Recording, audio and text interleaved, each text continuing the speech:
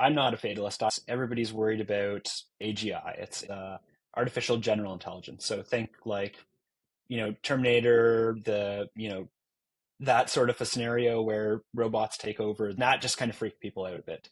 I always go back to the Arthur C. Clarke quote that any sufficiently advanced technology is indistinguishable from magic.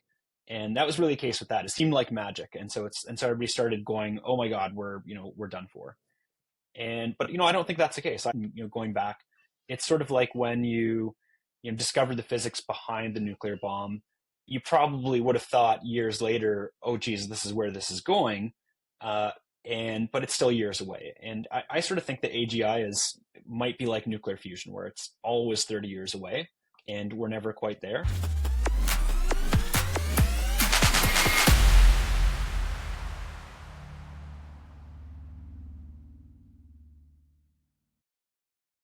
All right, folks, Happy New Year. It's 2024. And this is the third season of the Coachful Coaching Leadership Podcast. And we're going to kick off 2024 with my good friend, Chris Kemp. Chris was last on this podcast 8 months ago, April, May, right, Chris?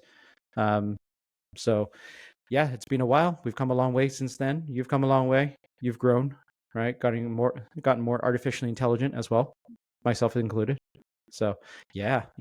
So you can see, folks, I'm trying to start the theme of this whole podcast today.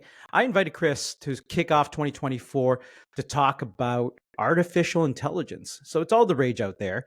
We're going to try and take a different take or not. We're just going to see where this conversation goes, right, Kemp? Absolutely. All right. Well, for those of you who don't know you, why don't you reintroduce yourself to everyone here? Sure thing. Before I start that, though, I want to also mention that. So, am I your first repeat, by the way? No, you're my second repeat. Okay. So I was a little disappointed that I didn't make the top 10 list in 2023. And then I figured, it must be because I'm on really early, and he got this huge audience, but I wasn't on there yet, and so they didn't quite get back to me. Yeah. And then I saw that I saw that a boss was on there, and I'm like, oh, he was before me. So I'm like, all right, can't use that excuse. So I'm hoping that we've got this really popular topic. So, at least in 2024, I can get on there. All right. That'll be our goal. I figure I realize there's this thing called social media after your episode. So, yeah. So I hear. Yeah, that's never the used social media thing. Yeah, it's a new and popular thing. All the kids are using it now. But in all seriousness, where do you want to take this? Like, I want to talk about AI. There's a few topics that I do want to hit on. I'm not going to start with all the apocalyptic stuff right away, but I do want to start with what you talked about right before we started pressing record. And just for context for everyone listening, Chris was saying, he's teaching his kid. How old is she now? 15 months. 15 months. You're teaching your kid to distinguish between a cow and a sheep, and you drew an analogy of how we actually train AI. You want to just talk about that, and we'll kick off from there? Sure thing. So I'll give you a little bit of background on myself first, and then I'll sort of help you understand exactly that and much of the further conversation.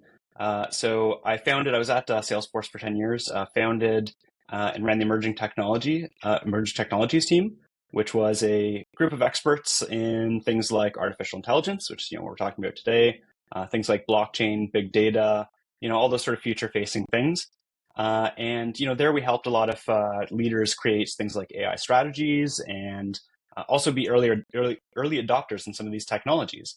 So they want to do neat things like, for instance, use AI to take a picture of a shelf, and it'll tell you, hey, these are the products that are on the shelf, and they're in the wrong place here and there, and that's the wrong product or wrong size of product, just through a picture. So some pretty neat stuff.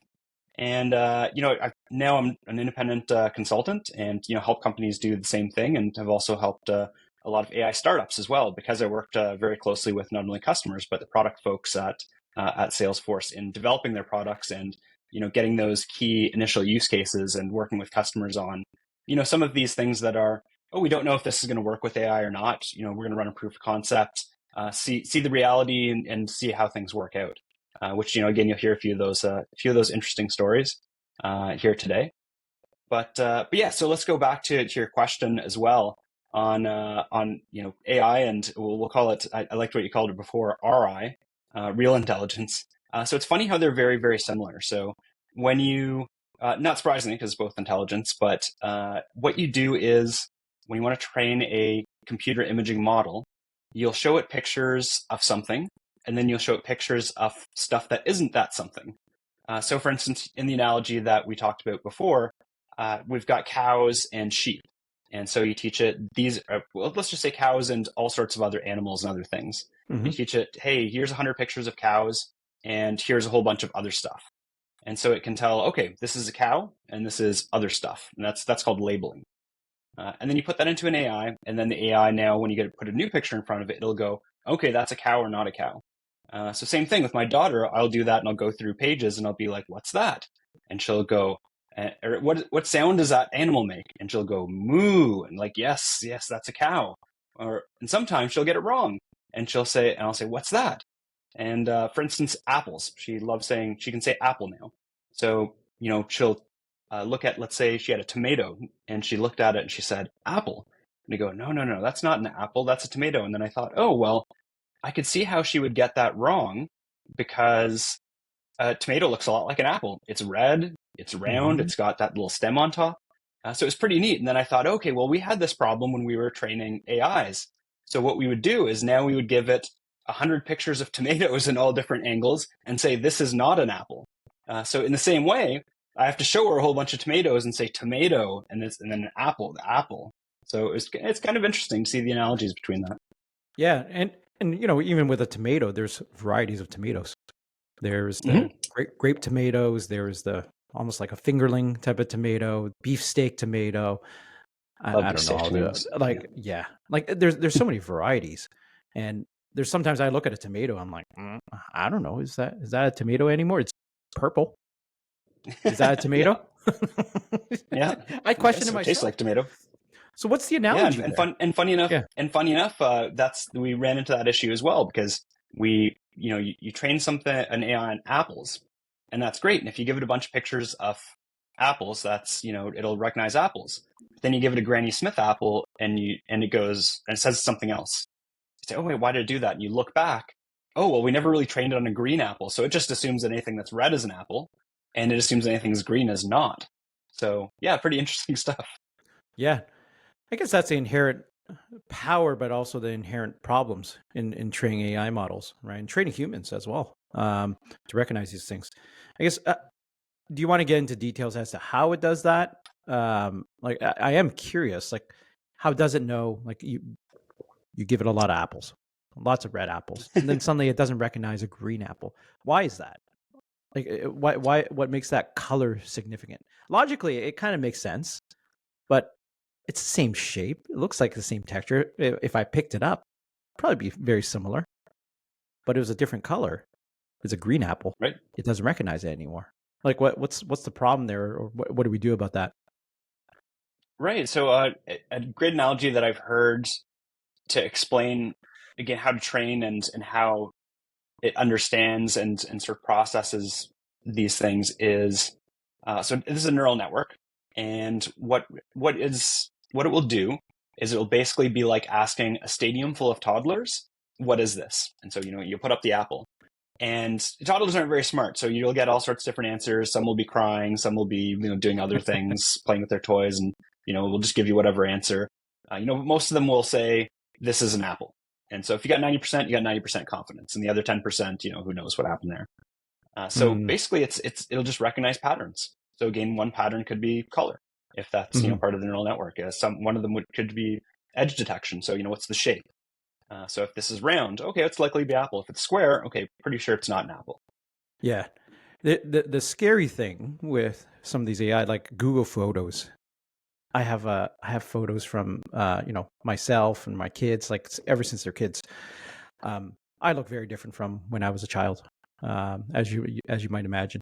Yet the algorithm was able it asked me the question: is this the same person? Is this David? And it's a 3-year-old picture of like when I was 3 years. It had good confidence, probably had that 80% confidence or whatever it was, and it just validated with me, human in the loop, right? Like, is this David or not? I wonder if it is some of that edge detection and such, like recognizing certain features. And I don't know how it calculates it, but that's freaky, man. Yeah, it's largely measurements and differences between like, hey, the bottom of your nose and your eyes and the ratios and things like that. That part I haven't run into facial recognition and or gone particularly deep on that, but that's what I understand. And it was interesting. A few years back, there was this thing that came up on Facebook, and it was like Facebook was going, "Hey, it's Throwback Thursday or whatever, and post a picture of yourself when you were a baby or a child or something like that." Uh-oh. And so, of course, those folks with the tinfoil hats on were like, "Whoa, I know what they're doing.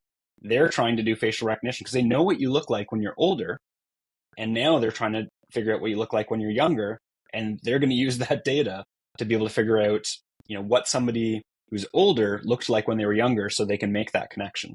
So, hey, Yeah. by the way, that may have been a result of that, David. Who knows? I don't Yeah. know. I don't subscribe to those tinfoil theories, but it's There's some tinfoil theories there. Well, it might make sense. Like I think it was TikTok. They recently have this part of the app is it makes you older, right? You can get a glimpse into how you would look from now until whatever age, 80, 90 years old. And I'm guessing it's using a lot of those, let's use the law of averages. What changes? What you're talking about, those ratios it looks at your features. There's certain things that are changing, certain dimensions that are yeah. changing, right? Ears get Uh, bigger, hair moves a little back for folks like me. So yeah. yeah, hair back, Hmm. but like creases here, like so it's probably using some of those statistical models to like to make those changes. So that's really interesting. I guess like when let's pivot to just some of the applications. I guess like what's interesting is that all these things you've talked about, like you talked about in your career at Salesforce, you were doing a lot of AI stuff before AI was considered cool. And it's really only in the past year it's considered cool. Everybody says they're an AI company now, but there's only a handful, in my opinion, of true companies that are truly doing AI for a long time. I guess just why do you think it's been hyped up so much? Why is it so cool over the past year? Yeah, it's really interesting whenever, one of these hype cycles happen and everybody says we're a blank company, to take blockchain, back when we were working on as well. And there's, Yeah, I don't a hear anything company about it that, anymore. funny enough, nobody's saying they're a blockchain company anymore unless they're actually Yeah, a blockchain company. So, but there are still so people yeah. making blockchain. There are still people Oh, working absolutely. on Yeah. the blockchain, trying to make this, this immutable, this immutable chain, right? Like saying, yeah, we're accounting. So where do we go with AI and what's our frontier use cases that we can attack that are going to get us real business value. So it's not like, hey, we want to run the science experiment in the background. No, no, no. We're looking for things where there's actual business value there. So, for instance, one of my favorites was we were working with car insurance companies. And what they wanted to do is they wanted to give the customers the ability to take a picture of their car and, if it's been damaged, and it will go back and say, hey, okay, we're going to cover $2,000 worth of damage because, we've detected, it's this kind of car and we know you own three cars and this looks the most like that one. The damage is here, so you're going to have to replace probably these two things. And this is about how much that usually costs, within your area. So a lot of cool AI stuff going on, a lot of image recognition because, you got to see what the extent of the damage is. So, pretty interesting stuff. And so, of course, you can't just go and pitch that to an insurance company and say, hey, you should be using this because it's cool. What we had to do is we had to go and say, you send an adjudicator on site to take a look at these cars for every time that you've got, a lot of damage. Now, how much would you save if you could take this picture and get that done? And knowing that maybe 25% of the time you want to go and give that a double check with an adjudicator just to make sure the AI doesn't get it wrong, or if the AI is not confident.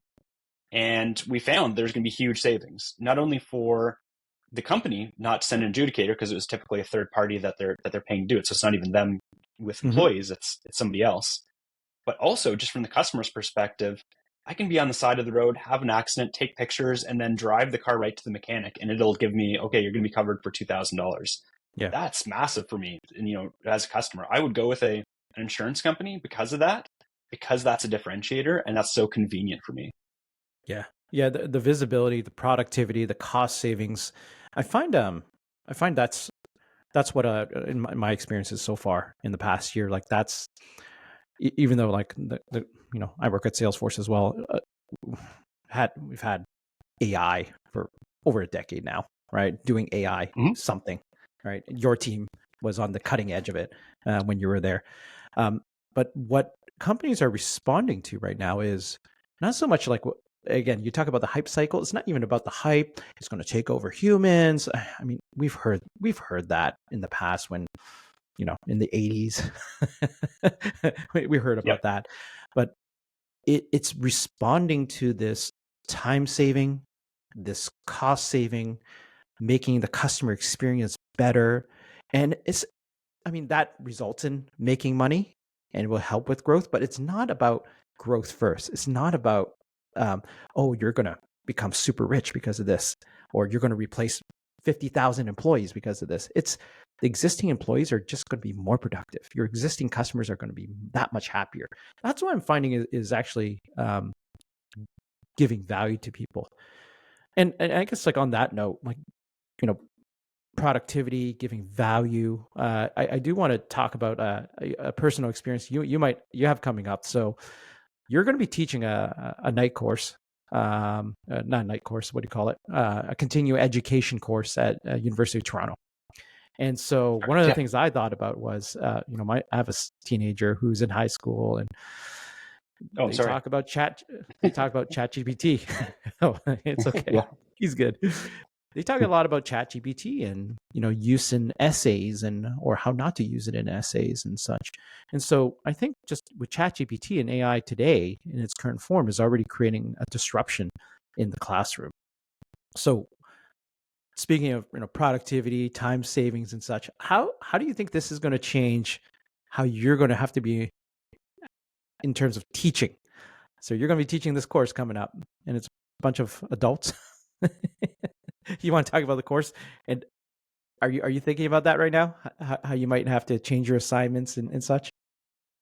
Yeah, well, it was interesting because when I started designing the course, and it's been a couple of years in designing this course, so ChatGPT wasn't really a big thing. I first started using LLMs a little before that, and large language models like ChatGPT, and I found it really interesting when it came up, and it was like, okay, well, how can I use this? And as an instructor, how will this help me? And I also thought, how will this help educators in general? And there's a lot of different ways. So first off, there's developing lesson plans, things like that, generating content. I even though I didn't use it extensively, sometimes I used it to validate things like, hey, I've got this list of great tools. By the way, my course is Foundations of Data Architecture and Governance. So of course, I've done there's a lot of different modules in that. I've gone really deep on a lot of them, but some of them I'm not quite as familiar with. So it's like, hey, these three tools I think are the big ones, but I'll check ChatGPT just to see if if I got it right. And like, oh, okay, yeah, those are the big ones, and okay, we're good.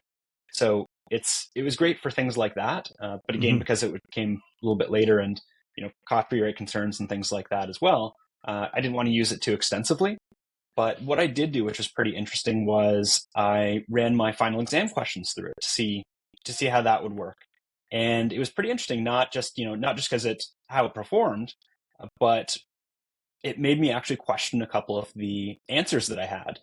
Mm-hmm. And because of multiple choice, it was like, oh, okay, I can see how if you interpret it in this way, because you can ask ChatGPT to explain how it came to that conclusion, because it came to that conclusion that way I worded it would lead you to that. So, okay, that's either a trickier question. Maybe I change the wording, or maybe I leave it because it's a tricky question and, it is right that way in the way it is. So, there we go. That's a good question. Mm. But yeah, it's really interesting to see how that's going to change. It's going to be very difficult, as technology has been, to make sure that folks don't cheat and things like that, because as we've seen right now, ChatGPT's it scored 1,410 on the SATs, and you've heard Mm-hmm. about it passing bar exams and things like that. So Yep. what I thought was interesting when developing the course at the beginning is they introduced me to something called Bloom's taxonomy, and basically the way Bloom taxonomy works for educators is that you've got these different levels. And the first level is like rote memorization. So you want a student, if you're that is learning from you to, you know, give a definition or, you know, memorize or give some memorization of, you know, some passage or something like that. Things that aren't requiring very deep thinking, but just rote memorization. Yep. And then as you go further and further and further, there's things like, you know, analyze this concept or compare these two alternatives and things like that, where you get a lot deeper in thought and understanding, of course, as well. So when I was doing the exam, knowing Bloom's taxonomy, I was going more towards that understanding side of things rather than the rote memorization. Not only because it's open book test, but in the end, but for that reason, because, you know, students are going to get more out of it, and in the end, hopefully it'll trip up something like ChatGPT. So it was interesting to see that, and that educators will have to move towards that, which is, I think, better for everyone.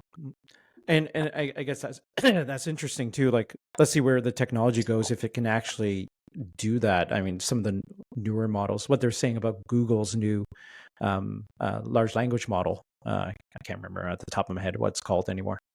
Gemini. Bard, right? Gemini. That's Gemini. So Gemini is the one. underlying, underlying model that powers Bard and all their other technologies, and it was able to reason math homework. Like I think it was Pythagorean theorem and the reasoning why the student got it wrong and what's the better methodology for it. So there's something there. But it's interesting, like how a lot of educators, yes, you're talking about rote memorization. I think Google, if you had access to Google, you could easily solve that problem right now. So that's just sort of table stakes. But it's what's amazing is that when you ask ChatGPT to say, "Hey, my son recently read 1984, the book 1984," and I asked him, he's like, "Okay," he goes, "What would be on the exam?" I go, "Well, if I was designing an exam, it would ask you, what do you think was on the mind of the writer when they were writing 1984, and what sort of government regimes were they contrasting against? Or actually, let's talk about it to Stalinism and other forms of communism." And it's a thinking question, compare and contrast. And I wonder what ChatGPT can do there. It's actually pretty good. It's good at BSing a lot. I don't know if it's accurate or not. So we'll see what happens there. I don't know where that's going. I guess what's your prediction? Your 2024 prediction? You think ChatGPT is going to get to that level where they could ace one of your reasoning and understanding exams? I think it's already most of the way there. So no surprise there. I think so. And I want to step back a second as well, because you said something that was really interesting, and on your theme of how will this change education? It's not going to change just education for educators, but also for students and how they learn as well.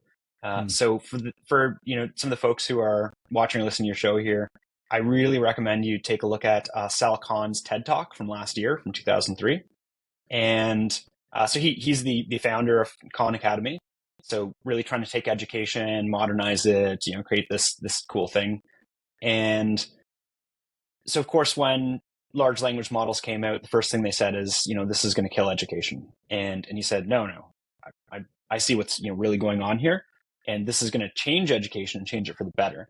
And if you see some of the demos that he's got in there, he shows things like, now anybody of any class, any education anywhere in the world has a private tutor. So for instance, with your son, like you said, it's you want him to go and ask questions. Well, does his teacher have time in a classroom of 25, 30 kids to go and grill them? I'd hope so. Most teachers would, but is 20 of the kids in his class going to be able to do that? No, it's just not really a scalable model. And there may be different passions for different students, and so he can go very deep on that, or go deep on, hey, what are the themes of this? And, how can I compare this to some, I thought this was like this other book that I read as well. So, how does this compare with, Fahrenheit 451, and what are the different themes with that?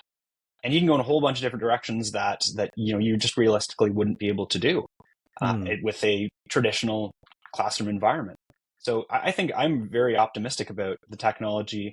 Again, things will have to change, and, education hasn't been known for being the quickest moving industry out there, but things will change, and I think for the positive. Yeah, I do hope so. And you know what, the Khan academies of the world are, what, it's cutting edge, right? What they were doing like almost a decade now, isn't it? I Um, think so, yeah. yeah, where they're trying to make education accessible to everyone. Um, it's going to be interesting because what you said there was folks are, one of the predictions is that, or very soon we have it already in Siri and such, but the next evolution of it is your assistant, your handheld assistant, right? It's right on your phone, whatever device. Um, there's a lot of co-pilots already in different apps that's assisting you through the application and helping you fill in forms. Something simple as that.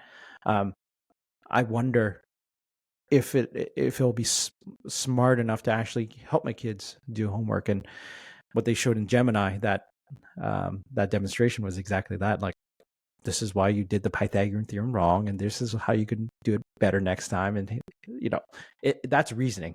That's absolutely wild. Um, so we talked about education. What other fields do you see a big change in 2024 and beyond? Well, one that I know is near and dear to your heart is healthcare, and that's that one's particularly interesting. Mm. It's first off, it's gaining a lot of capital, so and a lot of deal volume in money invested. So in Hmm. fact, beat out fintech and enterprise software last year or last 2 years for money for deal involvement. So gain a lot of capital going there for good reason because there's a lot at stake in everyone's health. So, first off, it's not my field, so you'd probably know a lot better than I am as an industry expert, but there's a lot of really, really interesting things there. Things like, novel therapies and discoveries. So, very recently they discovered a new class of antibiotic candidates, just using, generative AI to be able to do that, which was probably not just using, but Hmm. using it as a tool to help them. And there's all sorts of really interesting things, therapy, stuff like that, we could get in the future using things like generative AI to think of things that we hadn't really thought of before.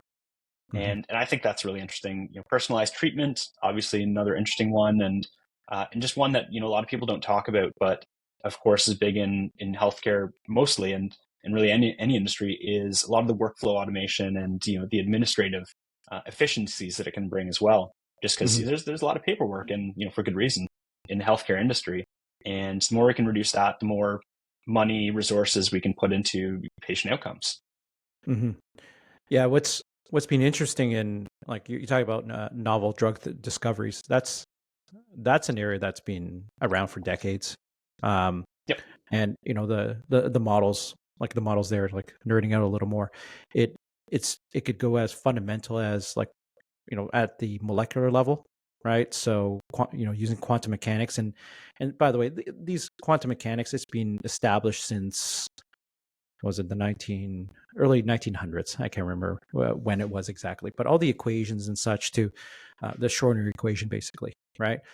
That's been established, and all the math that goes with it to calculate configurations of a molecule that are most stable. That's been around for decades now, since the 1960s, since the vacuum tubes. The problem is that those calculations were always very expensive, very, very expensive. And if you made a mistake, if you didn't have a good first guess at what the molecular configurations were, you could do a calculation for days or hours to days, and you end up with a bad result, and you have to start all over again. I think, looking forward now, where we are now, when it comes to drug discovery, like, the computing power has increased so much. It's so much better than it was like even 20 years ago. But in addition, one of the things you couldn't do in drug discovery was, um, it was very hard. Like, at least when I was involved in it, was uh, ask you have a starting point for what a molecule should look like or what a protein should look like. You do a calculation. Oh crap, it didn't work out. Now with large language models, what you can do in generative AI, you can say, well, look, let's take this branch of the protein and let's configure it slightly like this, so it interacts with the receptor in a slightly different way. Let's rotate it like this, and let's add another ligand over here. And you can actually, using words, tell the machine how to build this protein and how to configure it. And that's something that has not been done very well in the past. And in fact, it was someone at Salesforce who built one of the early effective algorithms that help you use generative AI text to protein building, right? Called ProGen. Freaking amazing stuff. That's going to Yeah. revolutionize how you do drug discovery. And for drug companies, by the way, for decades they've been worrying about how do you save money? How do how do we not bust through a bunch of chemicals, a bunch of ligands, a bunch of proteins?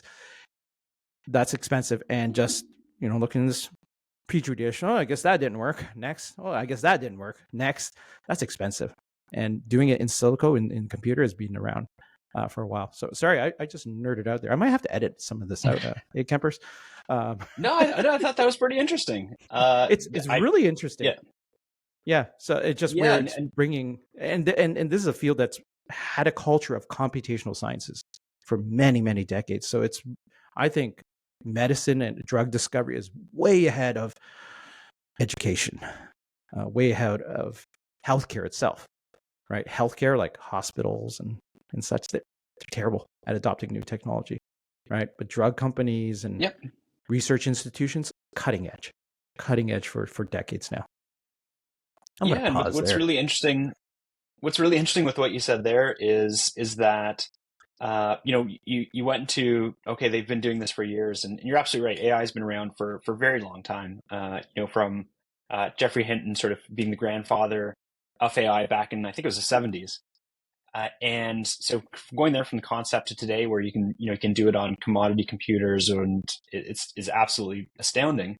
But even seeing it the last 20 years. So I remember taking an AI course at University of Toronto, and we were doing things like large language models in our classes, but of course the hardware wasn't there. So Mm-hmm. really, what's revolutionized this, and where we went from what they call the AI winter, from the 90s, 70s, 80s, 90s, where AI was the big thing, to it not really going anywhere for a while, to now where we're gaining this huge exponential curve, and riding that has been the GPU.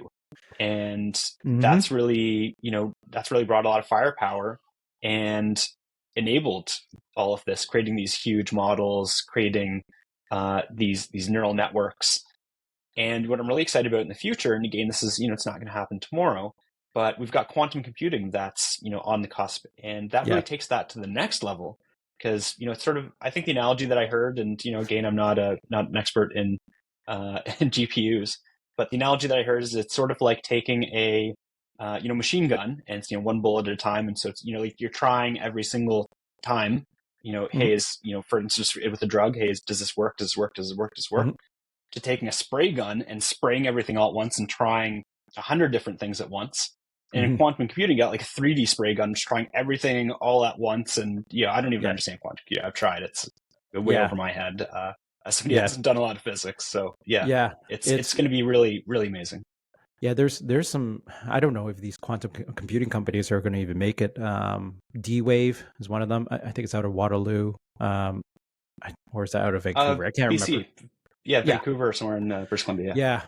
Last time I saw, they're in some financial troubles. But I really hope they they really push through.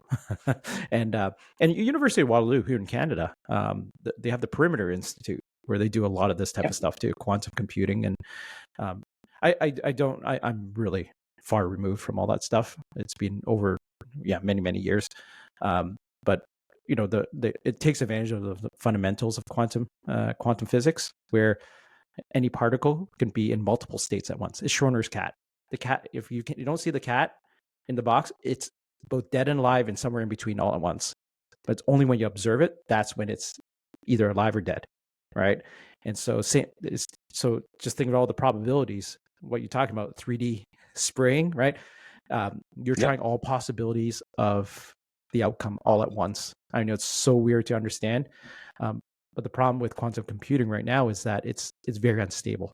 So in order to get these particles in the certain states that you're looking for, you have to have very cold temperatures. You got to have very stable environments. It's literally in the basement, vibration sensors everywhere. Like it can't be moving, right? And so it's very unstable so far. But if quantum computing does get to where it's imagined to be in all the movies, um, watch out, watch out. Yep. It's going to be crazy by then. I never thought we were going to nerd out in this meeting, so that's Come on, pretty you're cool. talking to me. Yeah. I didn't think we were going to nerd out that much. Speaking of nerding out, who do you think is going to win the AI arms race right now? Ooh, that's an interesting one. So there's a couple ways you can take that. It's, there's the countries and regions, or tech companies, or LLM specific to tech companies. And so we'll start with the regions because that one, the geopolitics is really interesting where this is going. So it's right now it's a race, it's two-horse race between U.S. and China for the most part, and the rest of the world is sort of bit players. And at least according to, by the way, great book on this, Kai-Fu Lee, his book AI Superpowers, excellent book that goes into this. He's got a great perspective as somebody who's done a lot of business in North America, run a North American business in China, and then done venture capital in China. So you got a very great view of all of this from a number of different perspectives. And it's interesting to see the different approaches that both take. So the fundamentals of AI is data. And by the way, it'll be no surprise to you that one of the modules in the course I'm teaching is on data science. And because you need things like data quality, you need things like governance to make sure you have good data, because it's garbage in, garbage out, right? Hey, we're going to train this great AI, and oh, how's your data? It's probably not that great. Okay, well, then your result is not going to be that great. So you Well, need again, that. what's old is new again. Data science has been Yep. around for forever, and that's always been the fundamental of, like, never mind an organization. If your data at home, right, if you don't organize all your monthly bills very well, it's not organized, and you're not going to be able to calculate how much money's coming in, how much money is going out. Do you have money left over? Can you afford your mortgage? I mean, just basic data. That's not even data science there, right? But Absolutely. everything's Yeah. yeah, but it's cool now. It's cool now, right, Cap? It's cool now. Exactly. Yeah. I'm Yeah, but it's glad. been around It's for never been. the longest Yeah. time. Yeah. Sorry, I Yeah. interrupted you. Oh, no, no worries. And so US and China are taking very different approaches, and especially around the data. Unsurprisingly, in the US, the data is controlled by a lot of big companies. For the most part, in China, it's controlled by the government. So really, they're taking very different approaches, because China, of course, has a massive population, bigger than the United States, and they have a lot of data on things like healthcare and stuff like that, which doesn't necessarily have the PHI restrictions or legislation, things like that, with private companies, because it's all public. And not just that, but business data can be public. So what you've got there is the ability to be able to use a lot of this data to benefit everyone. Unsurprisingly, in a very socialist, in socialist way, unsurprisingly, China is taking advantage of that and creating these things. In the United States, very different, because there's privacy laws. A lot of the data is fractured over these different companies, and the focus is also different. So, for instance, large language models are very, very big in the United States and North America. And why is that? Well, a lot of the data that's been trained on is in English, and a large part of the world speaks English, or speaks English on the internet, on message boards and things like that. So, unsurprisingly, large language models are very, very good at English. In, say, in China, that's a very different story, especially when you've got, of course, they've got a bunch of different dialects and things like that as well. But just altogether, they don't have the amount of data that we do, going back hundreds of years, on a single language that's very similar to the current language. And so they have focused, unsurprisingly, on things like facial recognition and biometrics and other things like that, because they've got a lot of data on that. And so they've created these very, very good models at doing that. So a lot of leading companies are from there. So it's very different approaches just based on where they're at. And then you got the EU, by the way, which is, kind of sitting there saying, well, we're going to take a very privacy centric approach. So where Hmm. does that fit in with AI? Well, it's a lot more difficult to do that because you won't have as much data, but hey, it's probably better for the citizens because you don't have a government or a whole bunch of private entities controlling your data. It's you that owns your data, which is a really interesting perspective.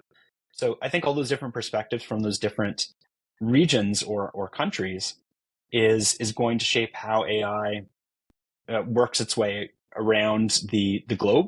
Hmm. And everybody's different approaches is it's going to be interesting to see how those turn out, Hmm. unsurprisingly in very, very different ways. Yeah, yeah, and I guess that's the rage right now, or the question is, with all the regulations we're putting on ourselves right now. Um, and by the way, I am one for privacy. Um, even Google getting rid of cookies in Chrome now. I'm all for that, right? But what I don't understand is, I don't know what my question is. My question is, are we putting ourselves at a disadvantage compared to, China and other countries by putting too many restrictions up front? Um, because a lot of the narrative out there is all the fatalistic. Like we talked before we started recording about fatalism, the apocalypse, the Armageddon. Um, I would argue we're there already. I mean, Tesla's cars are not truly self-driving, full stop. Yet we're trusting it. And there's probably a lot of other things. We're using facial recognition and such to do a lot of things we shouldn't be doing. I think the Armageddon's already here. All this apocalypse stuff, I think, is a distraction. Um, but I guess, what's your opinion on that? Like, are we putting ourselves at a disadvantage here in North America by putting all these restrictions on how we do it? And I'm not, by the way, I'm an advocate for regulation, and I don't know what those regulations are, though. So what's your take on that? Sure. So yeah, I'll go into the regulation. I want to talk about one point that you brought up there around the self-driving, because it's really, that's a societal issue, and that's something that I think is really interesting to talk about. But regulation, yeah, I'm not a big fan of regulation. I know a lot of people have said, hey, we got to take our foot off the gas. Some folks, very prominent folks who, you can't disagree with. Again, Jeffrey Yeah. Hinton that I mentioned earlier, Godfather of AI, saying, we Mhm. got to step off the gas on this one. And you see folks like that saying that know much, much more than I do about this sort of thing. Then you raise your eyebrows and say, okay, well, maybe we should take a look at this thing. Mhm. But really, what regulation typically does is that it entrenches larger competitors and makes it very difficult for smaller competitors to, Mm. create different things, new things. You see that a lot in the financial services because it's highly regulated industry. So it's very difficult. For instance, when cryptocurrency came out, it was very difficult for the thank goodness the FTXs of the world, but folks Mhm. like Coinbase and who were playing a little more nicely, and Binance, who wasn't really, but they didn't know the rules. It didn't really affect them, and there are all these regulations that really helped entrench the current industry. And again, it when you put regulations in, you want to be able to do that in a way where it doesn't do that, but that it does regulate certain things. So I haven't got very deep about on the new act that was in the United States that came out on regulating AI. Mhm. But what I've read about it briefly was an analysis on where it goes into regulation. And a Mhm. lot of it has to do with the government's use of it. And I think that's a great thing to focus on Mhm. right now because, that's the biggest concern is it's not, hey, what private companies do with it and things like that. And sure, privacy has to get sorted out in that. But what's really concerning is what the government does with it because, those are the folks that, you're putting your votes for to regulate your country. You want to make sure that they're using AI in an ethical way, making sure it's unbiased, and things like that. So I think that's a good first focus for it. Mhm. But I'm not big on heavy-handed regulation, as you say, and taking a lighter touch approach in the Yeah. private sector, just because you will entrench those big competitors. Uh, Yeah. but I do want to step back for a second there. I'd let you interject there, but you had a really interesting point that I want to talk about in your previous conversation. No, no, no. Keep going. Keep going. Okay, so it's a bit of a tangent. So you talked about full driving, full self driving, and having a car drive around. So it was really interesting. So we went. The emerging technologies teams went to Las Vegas for a conference, and when we were there, there were two taxis. One showed up, and it was a driverless one. And so the folks on my team, of course, being emerging technologies, they're like, "Oh, I want to take that. I want to take that." I'm so like, "Okay, you guys go." So they took the old school taxi with the driver, and they thought it was really neat. This was back, let's say 5-6 years ago, when that was one of the only areas you could do that, and it's very very new and all So that sort of your things. team took the driverless taxi and you went with the old school dude in the Pretty much, front. yeah, Yeah. Okay. Got yeah. it. So You knew so better. then I went back and yeah, no. Well, that's the funny thing is I thought that might be the case because I told my mom about this, and she said I will never in my lifetime get into one of those. And I said, no, you will definitely get into one of those. That this is not far away. This is very close. And in fact, unfortunately, you won't have a choice eventually. And one of the interesting analogies in history is the elevator. So elevators for a very, very long time, you went in, there was somebody there, they pull the crank to close the doors, press the button for you, all that sort of fun thing. And right now that would be, except for, in certain areas in New York, you don't really see that anymore. You go into Yeah. the elevator, you press the button yourself. The reason that they had that person in there was really just to make people feel safer about the elevators. Because there were a lot of cases at the beginning where elevators would, crash and burn, everybody dies. You'd read it in the paper. Otis came out with this, awesome new automatic brake, so that really didn't happen anymore. But people were still pretty freaked out about it. And so people didn't want to take elevators.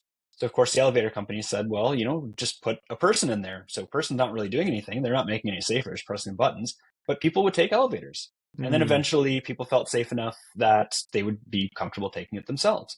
But that was a big, and also the unions got involved in that sort of thing. So it's funny, they went on strike and then people realized, hey, we don't need these people. So so there's a lot of societal issues there. It wasn't that the Mm. technology wasn't there. It was we had to get around the societal issues. And it's the same thing for full self-driving. I read, and again, asterisks, this section sponsored by. Mhm. There was uh, there was a study that came out, and interestingly enough, it was by, I think it was Swiss Re, but it was one of the reinsurers, and they did a study on, I believe it was Waymo, and they wanted to see what the full self-driving, how that compared with the real driver. And if you look at it, the number of, if I'm remembering correctly, the number of injuries in the self-driving was a lot lower, like very Mhm. significantly lower, and the number of fatalities was zero compared with the regular Mm. drivers who had some. So, and that's what I said to my mom when she brought this up. I said, right now that a full self-driving car is actually safer than one with a driver in it, and it's only going to get better as we get Mhm. more data, as we train these things, as we work on these edge cases. And she didn't believe me, and lots of people, it's not just my mom, like a lot of people, probably the same thing. So I mean, the funny thing is we're already there. It's just society has to move in that direction and make that move to embrace it. Yeah. Yeah. I, I don't disagree with you there. There is the mental barrier, the safety barrier, right? Although I feel like I I adopt technologies early, I'm very cautious about bringing everyone else along and using it Yeah. and using it like it's when you bring loved ones along, and that's really tests how much I have faith in a technology. And recently I actually jumped in a Tesla. So one of my buddies had a Tesla, and he's like, "Hey Dave, like let's drive this baby." By the way, it is one of the fastest cars off the mark, like Ooh.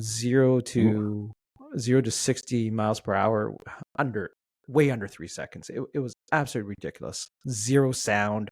It that car, it's just freaking amazing. So, anyways, Yeah, I love that video of the uh, Cybertruck and the Porsche yeah, 911 racing each yeah, other, and then you find out at the end that the Cybertruck's actually towing a 911 while racing a yeah. 911. So yeah, there you go. It's absolutely ridiculous the amount of torque and power in that thing. But the point is that we turned on self driving, and we're on a busy local street, not the highway. So I took my hands off, and it, it freaked me out, man. I'm telling you, right on the local street, and there's one point it started accelerating, and it was not going to slow down, and I just jammed on those brakes, and um, that was just my personal experience with it. Like, I don't think it was going to stop at the stoplight with all the cars. Like, it was going way too fast, unless it was going to do a sudden stop and make us all slam backwards. But that just, it is a psychological thing. But nevertheless, there's going to be an acceptance, and I do agree with you from the perspective. There's a lot of precedent in terms of technologies where you're just going to have no choice. You're going to have absolutely no choice at some point.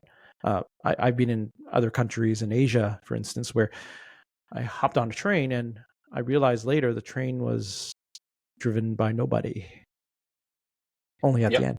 And we went across the country pretty far. So it's only after I realized that they had some people, concierge people along the way, but nobody was driving the train. So that would Yeah. have been interesting. Um, so let's talk about. We've been here for almost 50 minutes. I guess let's just go a little fatalistic. What's your fear about AI?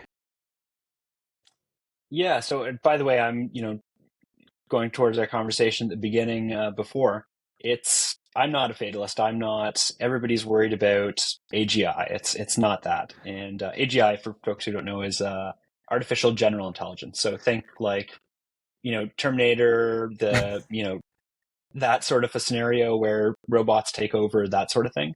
It's artificial general intelligence is when we have AI that's very smart, far smarter than us, and this sort of omnipotent thing that takes over, and or not necessarily takes over, but it's far better than us. Mm-hmm. And a lot of people started talking about it when LLMs came out, just because it opened that can of worms, because it was just so uncanny in how it would speak to you, and like you said, come up with these really novel things, and that just kind of freaked people out a bit. And I think that was why that came up. And I always go back to the Arthur C. Clarke quote that any sufficiently advanced technology is indistinguishable from magic. And that was really the case with that. It seemed like magic, and so everybody started going, "Oh my God, we're done for." But I don't think that's the case. I think this is sort of like, and I think I haven't seen it yet, but I hear Oppenheimer's very good. And going back, it's sort of like when you discovered the physics behind the nuclear bomb. You probably would have thought years later, "Oh, geez, this is where this is going," Mm-hmm. uh, but it's still years away. And I sort of think that AGI might be like nuclear fusion, where it's always 30 years away, and we're never quite there. But when you see things like this, you start to think, okay, maybe we're not that far. And there's a great blog called Wait But Why, where they talk about this. And they talk about how it's not like I'm seeing it, slow and incremental, but what it's like is like you're on this train's platform and you're looking at the speeding train that's coming towards you, and it looks like it's going really, really slow in the distance. And then suddenly it just zooms by you and it's gone. Mm-hmm. And you're like, whoa, that was going really fast. Didn't look like it, but it's going really fast. And Yeah. it really sneaks up on you. And AGI is going to be the same way. It'll just happen and it'll blow by us and be the exponential curve. And, then it'll just sort of pat us on the head. Okay, humans. But we're so far away from that, I don't think it's really worth worrying about. What I'm concerned about in the shorter term is the governance around it, especially the concentration of power around big tech companies. So, you look at the large language models and, who controls those? Well, you mentioned before there's Google. And, of course, there's OpenAI, who, nobody heard about, a couple of years ago. Mm-hmm. And which again has ties with Microsoft, who's developing their own stuff. And you look at, geez, there's even Apple, who's not doing anything, but man, you got to be afraid of them, because they weren't the first person to invent the mobile phone, but they sell more than or have Mm-hmm. sold more of them than anyone else in time. So it's they'll get there and they'll do it right and learn the lessons. But what we're doing here now is we're creating the new Rockefellers and Vanderbilts. When they're oil and gas and railroads came out, we're now entrenching a lot of that power in these companies. And folks like Google have tons and tons of data. And folks like Facebook, unsurprisingly, again, we haven't talked about, they've developed their own LLM. They've got tons and tons of data. And these things can also produce bias. of course, and they can hallucinate. They can do all these different things that we don't really want. And I worry that these big companies won't necessarily focus on that, and will focus on, unsurprisingly, whatever makes them money. So they're not going to be doing what's best for people. They're going to be doing what's best for them. Wow. Well, on that note, so big tech, right? Controlled by big tech, if I was to sum that up. All right. Well, Mr. Kemp, it's been 55 minutes. You good? Been great. 55 minutes. Yeah. Yeah, it was wonderful. 55 minutes as usual. Well, look, great having you on again. We will have you on again. All right. And good luck with that course that you're teaching. Thank you. It'd be interesting to see how AI and ChatGPT is going to be used in that course by your students. I'm pretty interested too. Yeah. All right, my friend. Well, look, I'm going to close this off, and thank you very much. And thank you, everyone, for listening. We'll see you again. Thanks, everyone. Thanks, David.